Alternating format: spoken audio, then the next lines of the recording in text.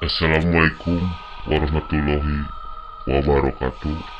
Jumpa lagi bersama Raibek Nata Negara di acara Sosial Misteri Channel.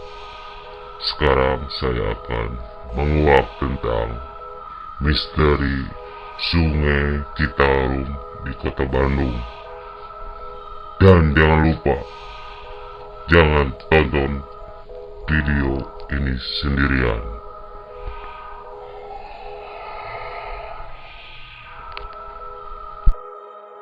Assalamualaikum Sobat Misteri. Kembali lagi saya di Sosial Misteri Channel. Sekarang saya akan menguak pengalaman Kang Denny. Kemarin beliau memberitakan tentang misteri di Indonesia. Sekarang saya akan menguak tentang kepribadian pengalaman misterinya sendiri secara eksklusif di acara Sosial Misteri ini. Gimana Kang Denny, sehat? Alhamdulillah sehat Kang. Amin. Beliau akan memaparkan tentang angkernya Sungai Citarum Kota Bandung. Gimana Kang sejarah Sungai Citarum itu Kang? Boleh jelaskan? Jadi kalau berbicara soal Sungai Citarum, yang saya tahu dari sumber-sumber yang paling ya Kang ya, yang benar-benar terbukti, kalau Sungai Citarum itu sungai yang paling terpanjang di Jawa. Di Jawa. Jadi yang mengalir tuh ya dari Citarum itu. Nah, kalau sejarahnya katanya dulu dikuasai oleh Kerajaan Tarumanegara waktu itu tuh. Tarumanegara. Sebelum disebut nama Sungai Citarum ya. Lalu leluhurnya tuh dulu pernah singgah di situ. Makanya disebut Citarum. Kalau dulu pertamanya bukan nama Citarum ya? Oh, bukan semenjak Citarum. leluhurnya Tarumanegara pernah singgah di situ, Nila dan Tiran, makanya disebut Sungai Citarum. Sungai Citarum. Jadi sekarang tuh hulunya sungai lah yang mengaliri, nah itu makanya disebut sungai yang paling terpanjang. Gitu. Dan juga Kang, hal misteri apa yang sering terjadi di Sungai Citarum tersebut Kang? Nah, kalau berbicara dengan hal misteri, mungkin sedikit penasaran ya, sedikit nyentrik lah. Kalau misteri nih, saya pernah berbicara yang asli Citarum. Katanya nih, kata warga yang di sana. Oh, warga yang berbicara itu ya, bukan pengalaman dulu Kang Denny ini ya. Jadi saya berbicara dengan validnya lah, buktinya bahwa di Sungai Citarum tuh ada dua sosok yang penghuni di sana. Yang satu katanya ular. Pertama ular. Jadi perawakannya tuh ke atas wujudnya manusia. Bawahnya ular. Yang kedua tuh ada munding dongkol. Munding dongkol tuh jadi kepala munding lah. Oh, kepala kambing atau domba mungkin ya. Jadi kalau sejarahnya gini, kalau disebut kata orang tuh ada ular, ya emang benar. Yang saya tahu ularnya tuh kayak ada cincinnya hijau di sini. Nah, makanya disebut Pangeran Cincin. Jadi si ularnya warna hitam, cuman ada seperti kayak garis gitu, melingkar tapi warna hijau. Nah, itu penguasa Citarum, Pangeran Cincin namanya. Nah, bahkan kalau ada mau banjir nih, Sungai Citarum bakalan banjir, pasti nunjukin ke warga. Tapi yang menunjukinnya bukan si sosok ular itu, tapi yang munding dongkolnya. Yang nunjukin, yang menampakkan gitu. Atau kalau ada mau banjiran nih, ada Citarum pasti banjir, pasti munding dongkol itu ngeliatin sosoknya ke masyarakat, kayak munding yang mau tenggelam, jadi kelihatan kepalanya aja. Udah tahu kalau misalnya ada yang ngelihat munding dongkol itu pasti besoknya Citarum banjir. Mitosnya seperti itu. Jadi kalau ada yang lihat munding dongkol, wah pasti besok banjir. Udah santer, udah terdengar, udah tapi kebuktian kalau ada itu banjir. ya gitu. Jadi kepercayaan masyarakatnya kalau lihat Iya, mending katanya nongkol mungkin ya. yang terbawa hanyut gitu kayak yang tenggelam tidak, tapi kepalanya aja gitu, wah besok pasti banjir, Sungai Citarum pasti meluap lah lebih banyak gitu. Makanya ada sebutnya kila-kila lah kalau bahasa Sundanya mah, jadi dari aba-aba kasih aba-aba dulu bahwa besok nih bakal ada banjir. Nah seperti itu kan. Yang ini kan yang banyak orang bicarakan, kenapa Sungai Citarum terdengar sedikit angker, yang sering membuat Citarum kadang-kadang angker, yang kedengarnya itu apa kan, sosok apa sih sebenarnya yang kayak Yang tadi namanya masyarakat kan kalau disebut apa kayak air, kayak sungai, kayak rumah kosong angker, padahal emang betul sih kita kan ada manusia, ada jin yang hidup berdampingan. ya.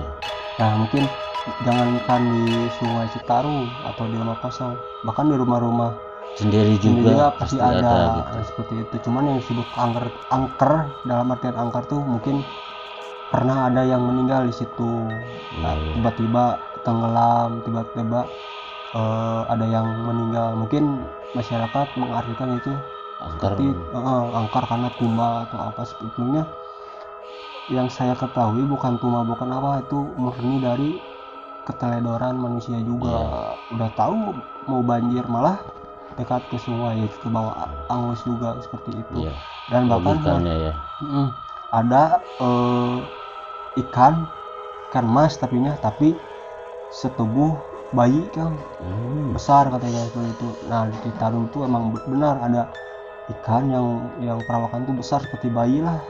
Bayi ikan emas kan nggak mungkin, paling besar juga standar lah, tapi pernah katanya masyarakat di sana lihat perawakannya seperti manusia tapi kayak bayi gitu, jadi setengahnya ikan cuman ke atasnya mukanya muka bayi katanya, warna merah seperti itu. Oke, sekarang kita kuak pengalaman Kang Denny tadi udah menceritakan tentang bahwa Sungai Citarum itu yang telah dipaparkan Denny ya begitu. Sekarang kita pengalaman Kang Denny, kita kuak secara eksklusif. Kang Denny pengalamannya gimana nih tentang Sungai Citarum yang pernah Anda alami?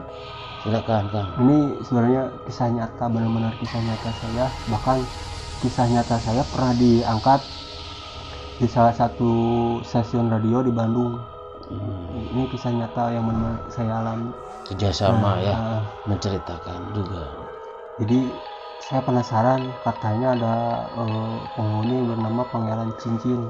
Nah yang saya ketahui bukan Pangeran Cincin sih, Raden Kalung. Yang sebut saya Raden Kalung karena beliau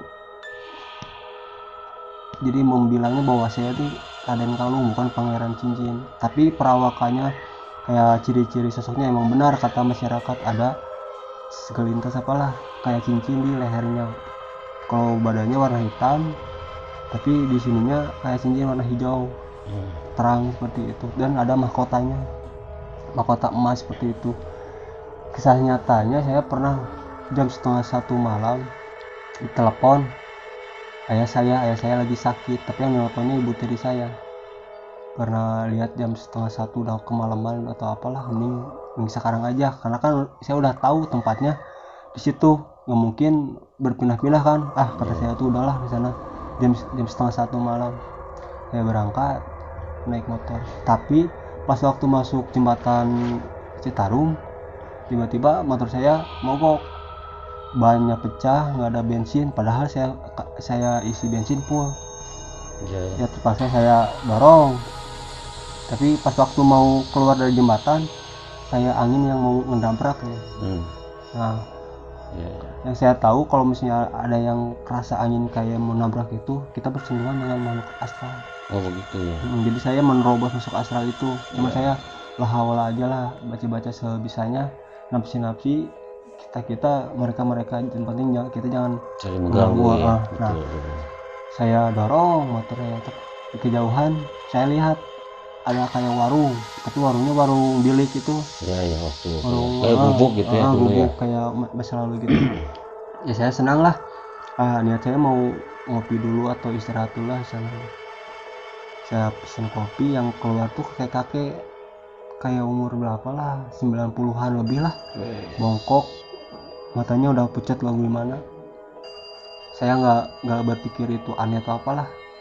Saya pesen kopi susu. Yang dianehin, si kakek itu tak nggak berbicara sedikit pun. Saya pernah kayak saya mau beli kopi susu dibuatin sama dia. Nah, saya istirahat minum kopi, di sebelah kiri saya tuh itu tuh kayak bukan hutan lah, jadi banyak pepohonan. Kalau di sisi Citarum tuh ada kan, di Rancamanyar ada, letaknya Rancamanyar itu kalau sebelah kanan tuh kan Citarum, terus ada pohon-pohon. Nah, Yes. saya ingat di sebelah kiri itu cuman pepohonan, tapi terdengar suara yang nyinden,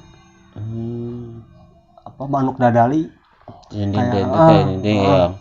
nah saya Berarti yang sedang nyanyi gitu ya. Nyinden. setengah satu kata saya tahu, oh itu mungkin anaknya atau siapanya si kakek ini. Saya hiraukan. Nah saya coba bertanya, kayak ini sebenarnya suara siapa sih, bagus sekali. Kakek itu cuma ngeliatin, Nggak nggak berbicara. bicara, jadi liatin, menatap kosong. Kata saya tuh nggak terlalu curiga, biarin aja, mungkin si kakek lagi mikirin apa atau apalah. Nah jam 1 lebih berniat mau langsung aja lah ke rumah ayah saya udah kasihkan uang, tapi tangan saya dicengkram. Iya. Dingin banget, tangan kaki itu dingin banget. Kata saya tuh, kenapa kek? Nah dia langsung bilang, udah di sini aja, temenin kakek. Saya meronta lah di situ. Ini demi Allah kisah nyata saya. Saya meronta lah di situ, kaget. Yang saya rasain tuh dingin, bau amis, terus kayak ada menyan-menyan gitulah. Ya, aroma yang menyengat. Saya meronta di situ, langsung hitam banget ke penglihatan. Saya nggak sadar di situ. Cuman pas waktu saya sadar, udah banyak warga di situ. Udah banyak warga. Saya dikasih air. Nah udah tenang. Ada yang nanyain kenapa sebenarnya yang terjadi. Nah saya ceritakan melihat kakek tuh ada gubuk tua berjualan kopi seperti itu. Iya. Tapi warga mengiyakan, ya benar. Jadi bukan saya aja yang pernah kejadian seperti itu, bahkan sebelum-sebelum juga banyak. Jadi yang dilihat warga tuh saya ngedeketin sungai sendiri, cuman ada yang melihat saya langsung ditarik saya. Tapi penglihatan saya tuh saya ditarik-tarik sama kakek itu. Pas saya lihat ke tempatnya, ternyata nggak ada warung, nggak ada gubuk tua, tuh perkebunan. Berarti nggak ada rumah nggak ada satupun gitu ya di nggak ada wilayah sana. yang saya jadiin itu. Nih itu benar-benar apa, bikin saya kagetnya, kok benar-benar kaget. Jadi seolah mau dikasih apa, mau diseret ke sungai. Untung aja masih dijaga dan selamat. Nah singkat cerita, saya langsung ke rumah ayah saya bercerita gini. Makanya itu mungkin lagi sial kan, saya lagi sial. Ya mungkin nggak tahu apa tandanya, nggak tahu apa juga ya. Bahkan mungkin teman-teman nanti, bukan saya aja yang kejadian, mungkin teman-teman pasti Pernah gitu. mengalami juga. ya. Makanya hati-hati, tetap berdoa atau apalah, menurut kepercayaan masing-masing, bahwa kita jangan mengganggu itu aja. Iya. Seperti itu Kang, ternyata saya. Oke, terima kasih buat Kang Denny. Ya. Beliau telah memaparkan eksekutifnya tentang cerita pengalaman beliau. Ceritanya cukup seram juga. Terima kasih. Alhamdulillah cerita sekarang. Sekian dulu dari Raibek Natanegara di channel Misteri Indonesia di Kota Bandung. Terima kasih. Assalamualaikum warahmatullahi wabarakatuh. Waalaikumsalam warahmatullahi wabarakatuh.